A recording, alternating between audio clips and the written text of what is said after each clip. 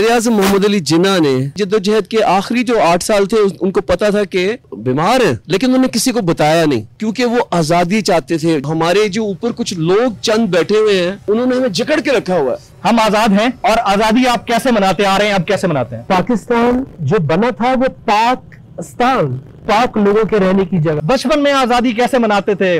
अब तो हम जितने आपके माशाल्लाह बच्चे हो गए होंगे, तो कैसे आजादी अब मनाते हैं? इतना अपने आप को आप छोटा समझे। सबसे पहले तो आजादी मुबारक। मैं जब राहें देखता था ना मैं इतना था, उसमें आपके 4 बच्चे थे, आई रिमेम्बर।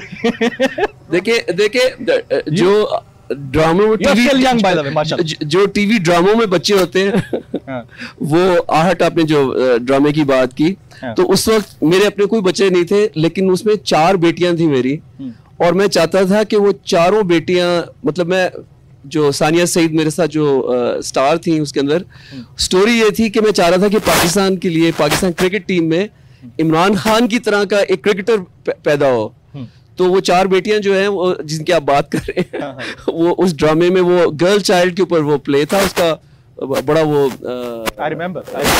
लेकिन देखिए आज़ादी जी, तो मैंने इस पर तो बड़ी तहकीक की हुई है कि कायद-ए-आज़म मोहम्मद अली जिन्ना ने 40 साल, कायद-ए-आज़म मोहम्मद अली जिन्ना ने अपनी ज़िंदगी जो है ना, जुनून से और इश्क से मिलती है आज़ादी, कुर्बानी की बाहों में मिलती है आज़ादी। ये बोल क्यों आया कि मैंने जब कायद-ए-आज़म की ज़िंदगी में मुताला किया, उनके ऊपर किताब पढ़ी, तो देखा कि 40 साल उन्होंने जिद्दोजहद की, और 40 साल की जिद्दोजहद के आखिरी जो 8 साल थे उनको पता था कि वो बीमार है, लेकिन उन्होंने किसी को बताया नहीं। क्यों? क्योंकि वो आज़ादी चाहते थे। जो बड़े सगीर के मुसलमान हैं वो चाहते थे पाकिस्तान बने, कि हमें एक आज़ाद मुल्क मिले जिसमें हम जन्म लें।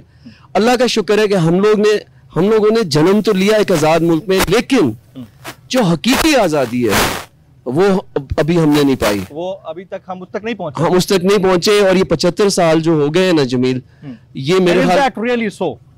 देखिए, आपको ऐसा लगता है? मैं आपको बताता हूँ कि हमारे अंदर जज्बा जुनून है, हमारे दिल के अंदर एक ख्वाहिश है आज़ादी की, लेकिन हमारे जो ऊपर कुछ लोग चंद बैठे हुए हैं उन्होंने हमें जकड़ के रखा हुआ है, सल्ब करके रखी हुई है। कॉलोनियलिज्म, पहले एक ब्रिटिश कॉलोनियलिज्म था और हिंदू राज था, अब एक नियो कॉलोनियलिज्म है जो हमारे पे हावी है, और हम इसको तोड़ना है इंशाल्लाह। सलमान अहमद साहब, मैं यहाँ पर यह बता दूं कि आर्टिस्ट और सिंगर तो बड़े हैं ही हैं, साथ ही साथ साबिक वज़ीर-ए-आज़म पाकिस्तान इमरान खान साहब के फोकल पर्सन हैं ऑन आर्ट एंड कल्चर। इसके ऊपर मैं इनसे मजीद डिबेट करूंगा थोड़ी देर बाद। नजम शिराज भाई, हम आजाद हैं और आजादी आप कैसे मनाते आ रहे हैं, अब कैसे मनाते हैं?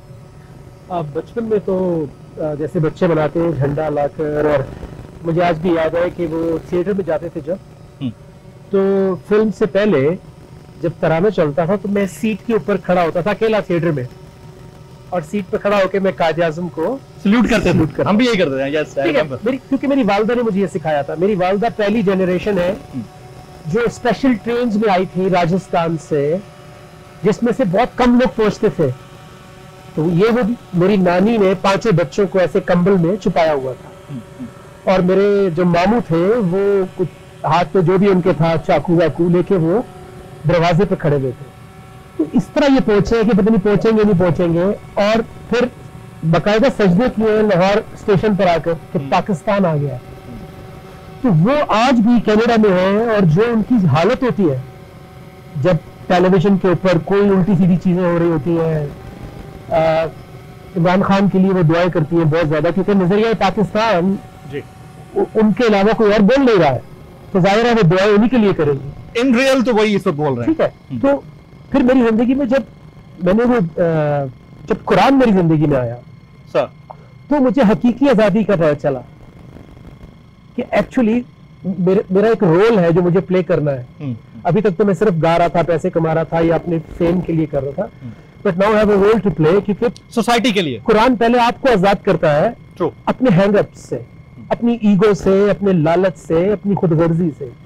जब आप यहां से थोड़ा सा आजाद होते हैं तो फिर आप आसपास देखते हैं, तो आप कहते हैं यार ये तो कुछ और ही हो रहा है। तो मुझे अपना मैसेज, अपनी बात पहुंचानी चाहिए। तो फिर मैंने वो हम पढ़ी जो सेक्टेरियनिज्म के खिलाफ थी कि ना तेरा खुदा कोई और है ना मेरा खुदा कोई और, चाहे वो किसी बेस के ऊपर भी डिफरेंसेस हो, बहुत रिच और बहुत पुअर या जो भी डिफरेंसेस है, अनलॉफुल सोसाइटी। उससे पहले मैंने गाने बनाए जो बैन हो जाते थे, जो अपने पाकिस्तान के सिस्टम को उस वक्त मुझे समझ में नहीं आती थी। ऐसा लगता था इससे लड़ना है। के ऊपर आपने कुछ लाइंस आपको किसी दौर में गुनगुनाई थी, सलमान और हमने साथ ही आप दोनों ने मिलकर बनाया था, लेकिन वो रोक दिया गया था, आई रिमेंबर उस वक्त। बट क्रक्स जो है पूरी बात का वो ये है कि जो मुझे एंड में बात समझ में आई कि पाकिस्तान जो बना था वो पाकिस्तान, पाक लोगों के रहने की जगह। सब्सक्राइब करें और बेल दबाएं ताकि कोई खबर रह न जाए।